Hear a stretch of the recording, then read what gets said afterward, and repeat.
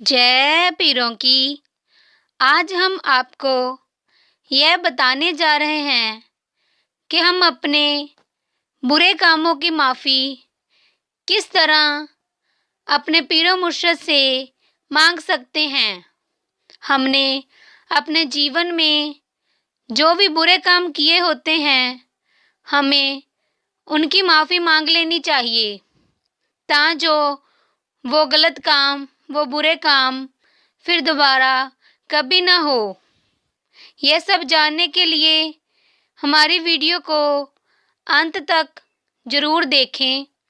अगर हमारी वीडियो अच्छी लगे तो हमारे इस चैनल को ज़्यादा से ज़्यादा लाइक, सब्सक्राइब और शेयर ज़रूर करें।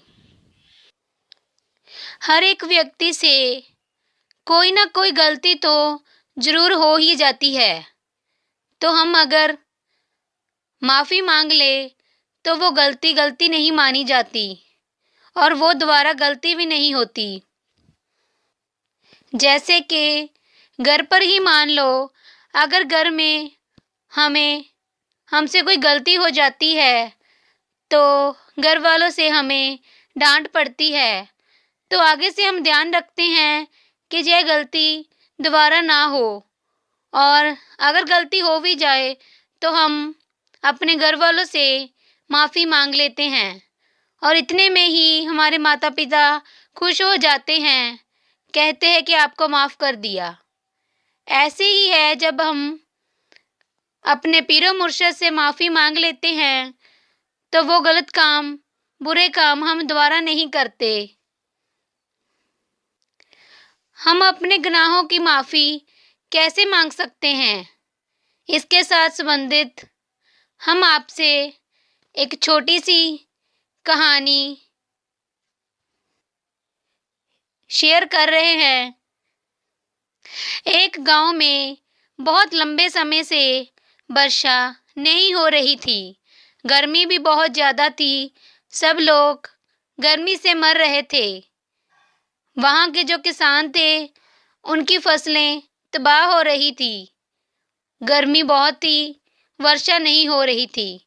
सब लोगों ने अपने पीरो मुर्शद से फरियाद की कि वर्षा हो जाए, लोग मरने से बच जाए और हमें गर्मी से कुछ आराम मिल सके।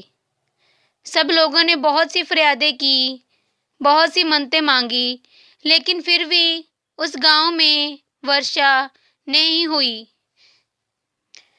लोग गर्मी से बहुत ही तड़फ रहे थे। तभी उस गांव में से एक फकीर जा रहे थे। उस गांव के एक व्यक्ति ने फकीर से कहा कि आप हमारे गांव के लिए एक फरियाद कर दो, क्या पता कि आपकी फरियाद कबूल हो जाए। हमारे गांव में वर्षा नहीं हो रही, फसलें तबाह हो रही है, बच्चे बूढ़े बहुत ही ज़्यादा बीमार हो गए हैं। आप अपने पीरो मुर्शद से हमारे लिए फरियाद कर दो। उस व्यक्ति की बात सुनकर उस फकीर ने अपने ही मन में फरियाद करनी शुरू कर दी।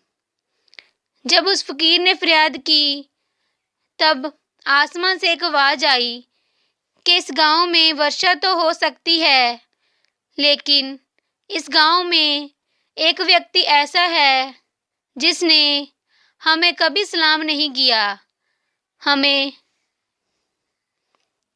कभी भी सजदा सलाम नहीं करता, ना ही हमारा नाम सिमरन करता है। उस एक व्यक्ति की वजह से ही सारा गांव दिक्कत में पड़ गया है।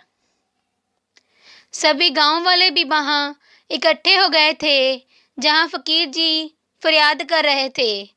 तभी फकीर जी ने बोला कि आसमान से एक आवाज़ ऐसी आई है कि इस गांव में एक व्यक्ति है जो कि हमें नहीं मानता, अपने पीरो मुर्शद से कोई फरियाद नहीं करता। उस व्यक्ति की वजह से ही ये सारा गांव सूख गया है। और जो वो व्यक्ति था, जो वो पीर जी को सजदा सलाम नहीं करता था, उसे भी पता ही था और वो भी उन व्यक्तियों में ही वहाँ मौजूद था और वो अपने ही मन में कह रहा था कि अब हमें माफ़ कर दो, जे पर्दा है पर्दा ही रहने दो, इन सभी को ये पता ना चले कि वो व्यक्ति मैं हूँ जो पीरो मुर्शद को सलाम नहीं करता, उनको याद नहीं करता, कि अब हम आपको ज़रूर सलाम करेंगे, हमारी ये फ़रियाद कबूल कर लो, हमारे गांव में वर्षा हो जाए। और उसके बाद